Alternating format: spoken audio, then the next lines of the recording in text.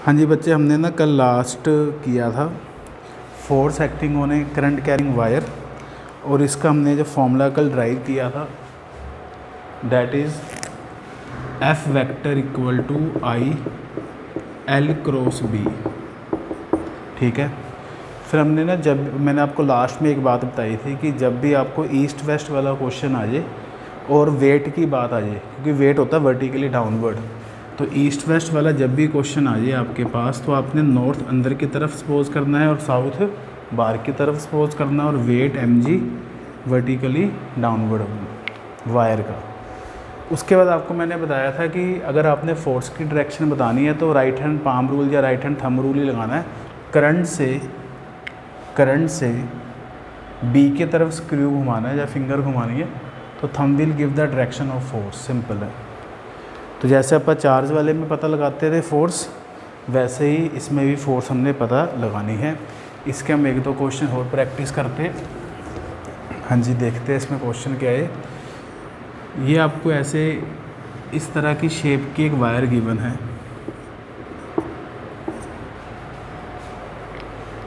ठीक है,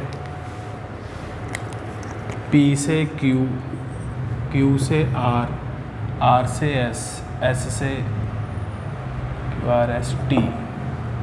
ठीक हो गया। करंट कैरिंग है 5 एम्पेयर।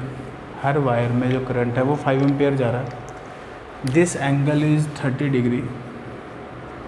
ये एंगल आपको गिवन है 30 डिग्री। ठीक है, एंड आपको सारी लेंथ गिवन है।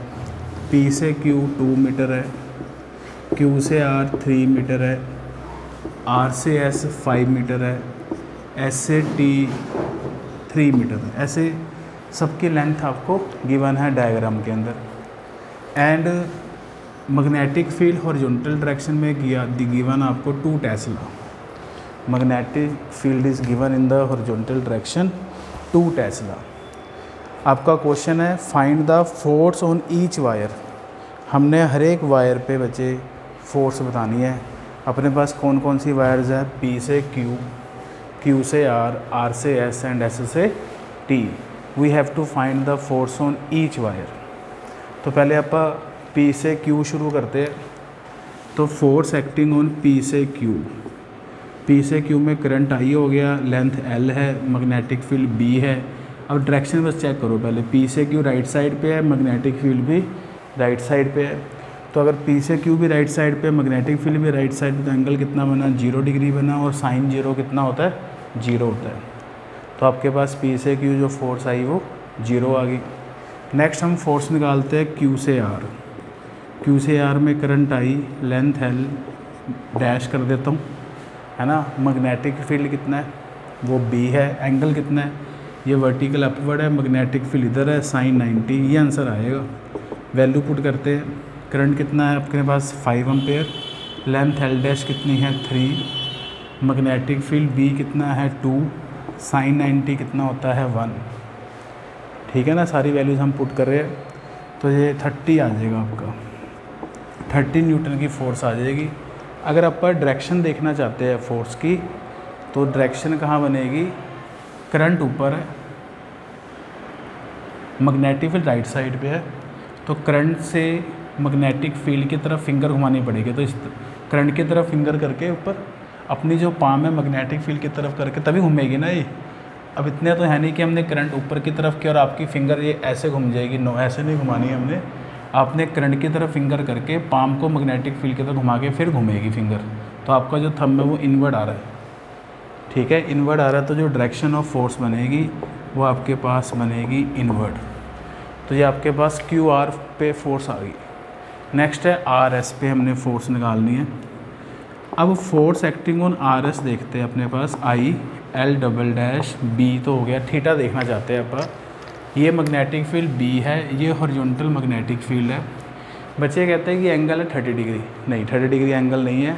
एंगल हमेशा करंट की डायरेक्शन और मैग्नेटिक फील्ड ये लेते हैं अपन। मतलब एक ऐसा पॉइंट देख लो, करंट और मैग्नेटिक फील्ड वहाँ से शुरू होना चाहिए। ये करंट आ रहा है, ऐसे जा रहा है, तो ये एंगल लेना अपने को थीटा।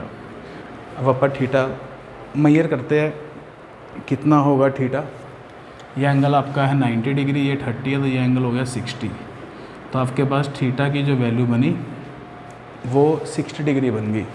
तो फोर्स ऑन आर एस कितनी बनेगी, IL_B sin 60। करंट की वैल्यू अपने पास है 5, मैग्नेटिक फील्ड है 2, लेंथ कितनी है सर इसकी 5, करंट भी 5 है, लेंथ भी 5 है, ठीक है। मैग्नेटिक फील्ड है 2 इंटू साइन 60 कितना होता है, √3/2।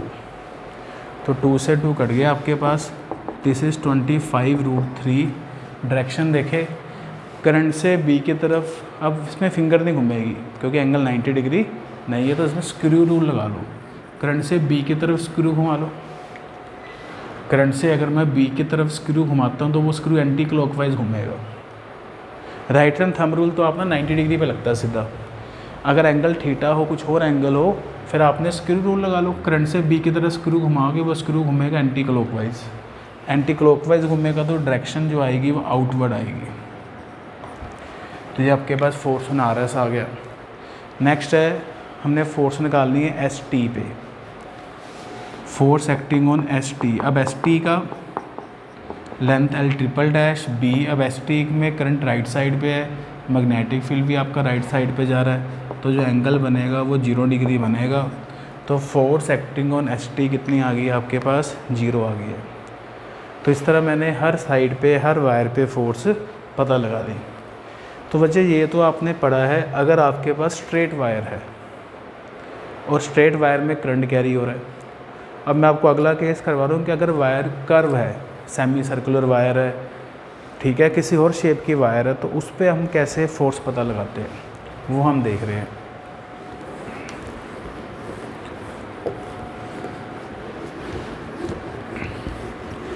हाँ जी, नेक्स्ट मतलब न्यूमेरिकल करने की टेक्निक बता रहा हूँ आपको मैं, टॉपिक यही चल रहा है।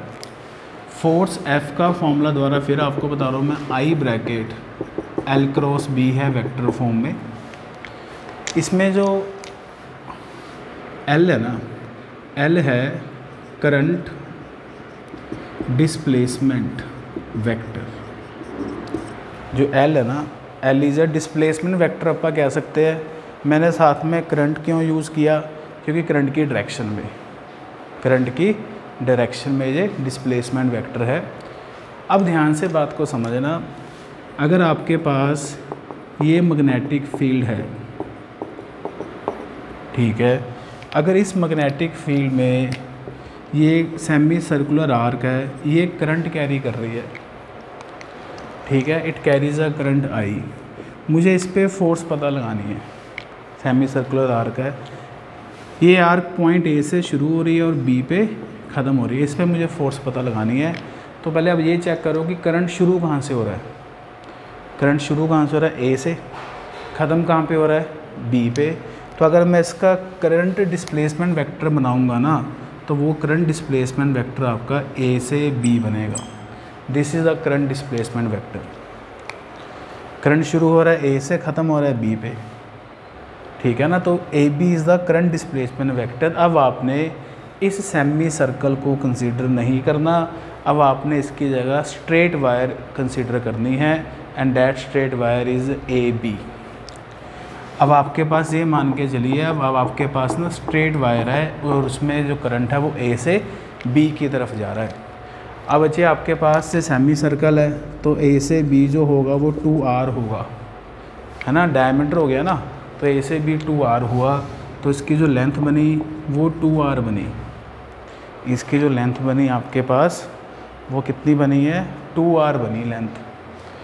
अगर इसकी लेंथ 2R बनी तो बच्चे फोर्स का आपको फॉर्मूला पता ही है, I, लेंथ कितनी है 2R, मैग्नेटिक फील्ड है B। हाँ जी, डायरेक्शन चेक करिए, करंट राइट साइड पे है, मैग्नेटिक फील्ड अंदर है, तो थंब कहाँ जा रहा है, ऊपर जा रहा है, तो अपवर्ड डायरेक्शन आ जाएगी। मतलब ज़रूरी नहीं है कि आपको बच्चे हर केस में स्ट्रेट वायर ही गिवन हो, आपको कोई भी अलग शेप भी दे सकते हैं। तो आपने डिस्प्लेसमेंट वेक्टर वाला कॉन्सेप्ट लगाना है, इससे हम फोर्स निकाल लेंगे। ऐसे मैं एक दो न्यूमेरिकल आपको ट्राई करवाता हूँ। नेक्स्ट क्वेश्चन अपने पास आता है, ये आपके पास यूनिफॉर्म मैग्नेटिक फील्ड है।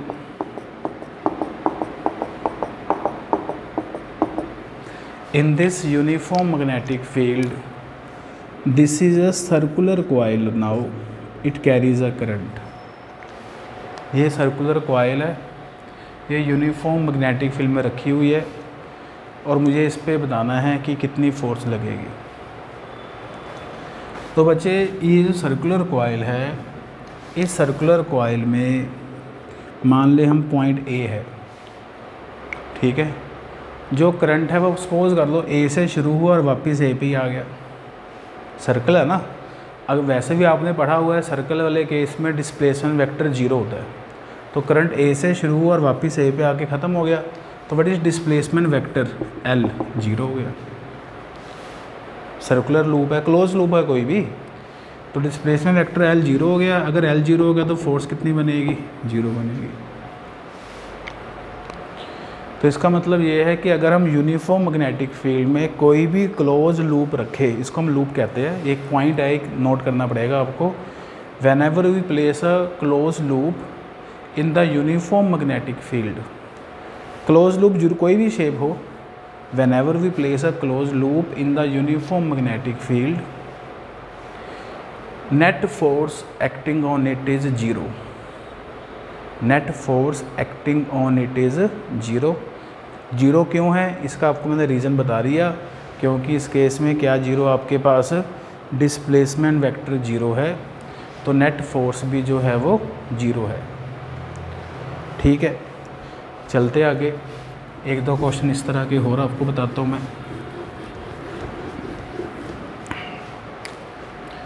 प्रोवाइडेड, एक चीज़ ज़रूरी है कि जो करंट होना चाहिए ना वो क्लोज लूप में कॉन्टीन्यूटी में होना चाहिए, या क्लॉकवाइज या एंटी क्लॉकवाइज, तब है ये, मतलब सेम करंट घूमना चाहिए, तब इस पे नेट फोर्स कितनी लगेगी मैग्नेटिक फील्ड में, जीरो लगेगी, कोई भी शेप हो।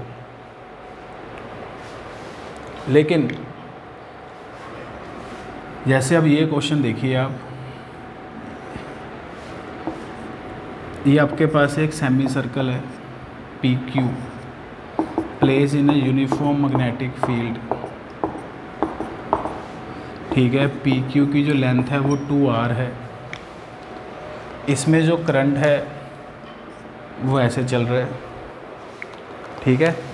सेमी सर्कल बंद है, नीचे भी तार लगी हुई है। दूसरे केस में यही सेमी सर्कल है पी क्यू, अब करंट ऊपर भी जा रहा है और ऐसे भी जा रहा है, आई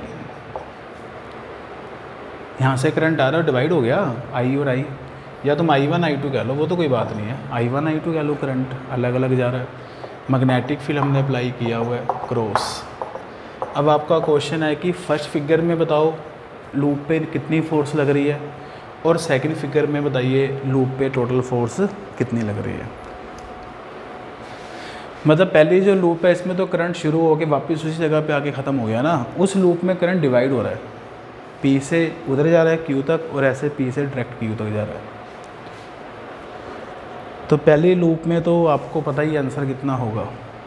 फर्स्ट लूप में कितना आंसर होगा, फर्स्ट लूप में करंट पी से शुरू हो रहा है और वापस ही करंट पी पे आ रहा है, हाँ जी वापस ही पी पे आ रहा है, ठीक है ना। करंट पी से शुरू हो रहा है, वापस पी पे आ गया, तो फर्स्ट लूप में तो डिस्प्लेसमेंट वेक्टर जीरो हो गया, तो what is force, zero. First loop में तो आंसर जीरो आएगा। जहाँ से करंट स्टार्ट हुआ है पी से, करंट घूम के वापस वहीं आ गया है, तो जिसके कारण एफ जीरो होगा। फर्स्ट लूप की बात अपनी ख़त्म हुई। सेकंड लूप पे आते हैं। सेकंड लूप में बच्चे अपने पास ना एक तो पी से क्यू स्ट्रेट वायर है ही, ठीक है, लेंथ आपको 2r दी हुई है। एक तो पी से क्यू करंट फ्लो कर रहा है I2, ये तो कर ही रहा है, और ऊपर वाला जो कर्व हिस्सा है अगर हम उसका डिस्प्लेसमेंट वेक्टर ड्रा करें तो वो कहाँ से शुरू हो रहा है, पी से शुरू हो रहा है, और ख़त्म कहाँ पे हो रहा है, क्यू पे ख़त्म हो रहा है। अगर हम ऊपर वाली लूप का डिस्प्लेसमेंट वेक्टर ड्रा करते हैं तो वो भी पी से क्यू ही बनेगा, और उसमें जो करंट है वो कितना है, I1। अगर हम ऊपर वाले कर्व पाथ का भी डिस्प्लेसमेंट वेक्टर ड्रा करें तो उसमें भी करंट जो वो राइट साइड पे बनेगा। अब ये चेक करो, अपने पास अब पी से क्यू डिस्प्लेसमेंट वेक्टर जो मैंने बनाया है, पहले ये वाला तो I2 वाला तो पहले से ही था, और जो ऊपर वाला जो I1 है ये मैंने कर्व पाथ का बना दिया। अब P से Q नेट करंट कितना जा रहा है, I1 प्लस I2 जा रहा है। अगर मैं दोनों को जोड़ दूँ P से Q, तो लेंथ तो सेम ही है, करंट कितना जा रहा है I1 प्लस I2 जा रहा है।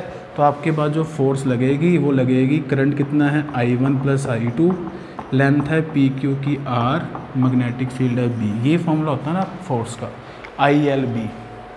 करंट कितना है I1 प्लस I2, लेंथ कितनी है 2R, and what is magnetic field B। तो this is the force acting on this loop. Direction तुम निकाल सकते हो, करंट इधर है, मैग्नेटिक फील्ड अंदर है, थंब कहाँ जा रहा है, अपवर्ड जा रहा है, तो डायरेक्शन बनेगी अपवर्ड। डायरेक्शन हम फाइंड कर सकते हैं, डायरेक्शन एक्टिंग अपवर्ड। तो ये हमने फोर्स की वैल्यू फाइंड कर ली है। तो this is the force acting on the close loop.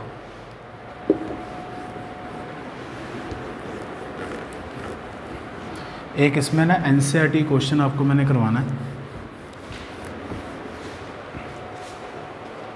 हाँ जी, वो आप देखते हैं NCERT क्या क्वेश्चन है।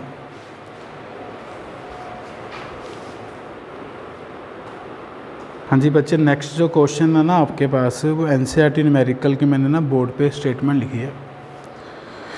एक बार मैं स्टेटमेंट रीड कर देता हूँ, ठीक है। आपके पास क्वेश्चन है, a straight horizontal road of length है 0.45 मीटर एंड मास है 60 gram is suspended by the 2 vertical wires at its ends. A current of 5 ampere is setup. उसमें से हम रोड में से 5 एम्पेयर का करंट सेटअप कर रहे हैं। पहला पार्ट है, find the magnetic field when the tension in the wires is 0। Second part है, what is the total tension if the direction of current is reverse. हाँ जी, स्टेटमेंट सामने लिखी हुई है, समझते हैं क्या क्वेश्चन है। क्वेश्चन आपके पास ये है कि एक रोड है, इस रोड को हमने 2 वायर्स लगा के सस्पेंड किया हुआ है। हॉरिजॉन्टल रोड है, हॉरिजॉन्टल रोड है। हमें रोड की लेंथ गिवन है, कितनी लेंथ गिवन है 0.45 मीटर। रोड का मास हमें गिवन है 60 ग्राम, ठीक है। वैसे अगर देखा जाए तो टेंशन T ऊपर होगी, टेंशन T ऊपर होगी, और जो वेट होगा वो नीचे होगा, और इसको नीचे गिरने से कौन रोकेगा, टेंशन रोकेगी। यही होता है ना, ये हमने +1 में पढ़ा हुआ है कि वेट mg की वैल्यू टेंशन के बराबर हो जाएगी। अब क्वेश्चन ये है कि करंट तो इसमें 5 एम्पेयर का फ्लो कर रहा है, कह रहे हैं कि हम कितना मैग्नेटिक फील्ड सेटअप करें ताकि टेंशन की ज़रूरत ना पड़े, रोड को टेंशन की ज़रूरत ना पड़े, मैग्नेटिक फोर्स से ही बैलेंस हो जाए। पहला पार्ट ये है। तो करंट मान लो इसमें जा रहा है राइट साइड पे I, तो मैग्नेटिक फोर्स कहाँ लगनी चाहिए, अपवर्ड लगनी चाहिए, तभी ये बैलेंस होगा ना। हमने कल भी ऐसा क्वेश्चन किया था। तो पहले पार्ट में ये कह रहा है कि जो रोड है ना वो सिर्फ मैग्नेटिक फोर्स से ही बैलेंस हो जाए, टेंशन की ज़रूरत ना पड़े, टेंशन की ज़रूरत ना पड़े। रोड सिर्फ मैग्नेटिक फोर्स से बैलेंस हो जाए, जो अपने ऊपर वायर जो बांधी है ना ये वाली, इनका रोल ना हो। तो पहले केस में कह रहा है ना, व्हेन द टेंशन बिकम 0। अगर फिर भी आपको डाउट है तो हम ऐसा करते हैं, हम वर्टिकल अपवर्ड वाली और डाउनवर्ड वाली फोर्स बैलेंस कर देते हैं। अपवर्ड वाली फोर्स कितनी है 2T प्लस BIL, और डाउनवर्ड वाली फोर्स कितनी है mg। ऐसे मैंने कर दिया। अब क्वेश्चन के फर्स्ट पार्ट में कह रहा है tension in the wire is 0, तो आप टेंशन को आप 0 पुट कर दो। अगर हम टेंशन को 0 पुट कर देंगे तो आपके पास BIL की वैल्यू mg हो जाएगी। यही कह रहा है ना, मैंने बैलेंस कर दी इक्वेशन। फिर ये कह रहा है कि टेंशन को 0 कर दो। फर्स्ट पार्ट में मैंने टेंशन को 0 पुट कर दिया। अब मैं इसको अगर सोल्व करता हूँ तो B की वैल्यू मेरे पास बनती है mg/li। बट इज मास 60 ग्राम है, तो 60 ग्राम का मतलब हो गया अपने पास 60/1000। G की वैल्यू 10 अपॉन रोड की लेंथ है 0.45, और जो करंट फ्लो कर रहा है that current is 5 ampere. Simplify करिए, देखो कितना बनता है।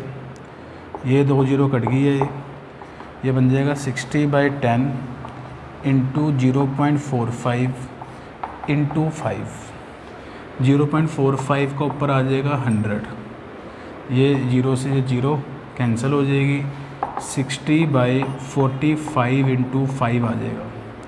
कटिंग करते हैं 12/45 आ जाएगा, 4/15 है ना जी, 4/15 आ रहा है मैग्नेटिक फील्ड। सोल्व करके चेक करो मैग्नेटिक फील्ड आपके पास सोल्व करके कितना आ रहा है, 4/15 टेस्ला आ जाएगा। अब बात आती है डायरेक्शन की। अब करंट है इधर, फोर्स ऊपर है, तो आपके सामने करंट इधर है, फोर्स ऊपर है, तो ये मेरी फिंगर अंदर की तरफ घूम रही है आसानी से। करंट इधर, फोर्स ऊपर, तो फिंगर आसानी से इनवर्ड घूम रही है। इसका मतलब हो गया कि जो मैग्नेटिक फील्ड बनेगा इस केस में कहाँ पे है, इनवर्ड है। जो मैग्नेटिक फील्ड बनेगा इस केस में मैग्नेटिक फील्ड की डायरेक्शन कहाँ पे है, इनवर्ड है। ठीक है, first part is over. Second part में आपको क्या कह रहा है कि अगर हम करंट की डायरेक्शन को रिवर्स कर दें तब टोटल टेंशन बतानी है। तो मुझे दोबारा डायग्राम बनानी पड़ेगी सेकंड पार्ट के लिए। सेकंड पार्ट में हमने बाकी किसी को नहीं चेंज करना, हमने ना करंट की जो डायरेक्शन है वायर के अंदर वो चेंज कर दी। अगर मैंने करंट की डायरेक्शन लेफ़्ट साइड पे कर दी, मैग्नेटिक फील्ड वही है, क्रॉस ही लगा हुआ है, मैग्नेटिक फील्ड क्रॉस ही लगा है, बट करंट की जो डायरेक्शन है वो लेफ़्ट साइड पे कर दी है। अब आप देखें क्या क्या फोर्स लगेगी। वेट तो mg नीचे लगना ही लगना है, टेंशन T फाइंड करनी है तो T होगी।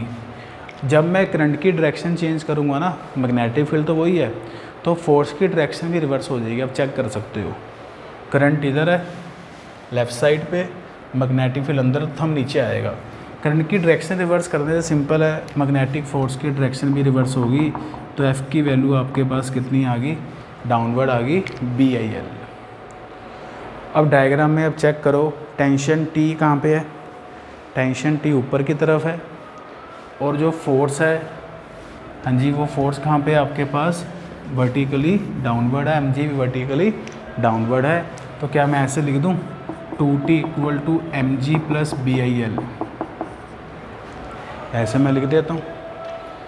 अब 2T क्या चीज़ है आपके पास, टोटल टेंशन है, हमने टोटल टेंशन पूछी है ना, तो टोटल टेंशन की वैल्यू आपके पास आ गई है mg + BIL। ठीक है, m आपको पता है, g आपको पता है, BIL सब कुछ ही पता है, वैल्यू पुट करोगे आंसर आ जाएगा। बट एक शॉर्टकट ये है, अभी आपने फर्स्ट पार्ट में, इन फर्स्ट पार्ट अपन ये लिखा था mg की वैल्यू BIL, फर्स्ट पार्ट में हमने ये लिखा था ना mg की वैल्यू BIL, कॉपी पे चेक करो, हमने फर्स्ट पार्ट में mg की वैल्यू BIL लिखा था, फर्स्ट पार्ट में लिखा था ना, फर्स्ट पार्ट जो हमने इस न्यूमेरिकल का किया है उसमें देखो ना, mg की वैल्यू BIL के बराबर की तो थी ताकि बैलेंस हो जाए। अगर आपने mg की वैल्यू BIL की थी तो मैंने शॉर्टकट लगाने के लिए मैं BIL की वैल्यू यहाँ पे mg पुट कर देता हूँ, फिर मेरे थोड़ी कैलकुलेशन आसान हो जाएगी। तो ये तुम्हारा बन जाएगा mg + mg 2mg, 2 into mass कितना है 60 ग्राम, 60/100,000 सॉरी, g की वैल्यू 10, कटिंग करके आंसर आएगा 1.2 न्यूटन। कटिंग करके जो आंसर बनेगा दैट आंसर इज़ 1.2 न्यूटन। तो this is the total tension 1.2 Newton. ठीक है बच्चे, तो इस तरह के आप न्यूमेरिकल ट्राई करिए। नेक्स्ट क्लास में हम अगला टॉपिक स्टार्ट करेंगे, पैरेलल वायर। इस तरह के क्वेश्चन सारे हो जाएंगे आपके, force acting on a current carrying wire वाले। ठीक है जी, थैंक यू।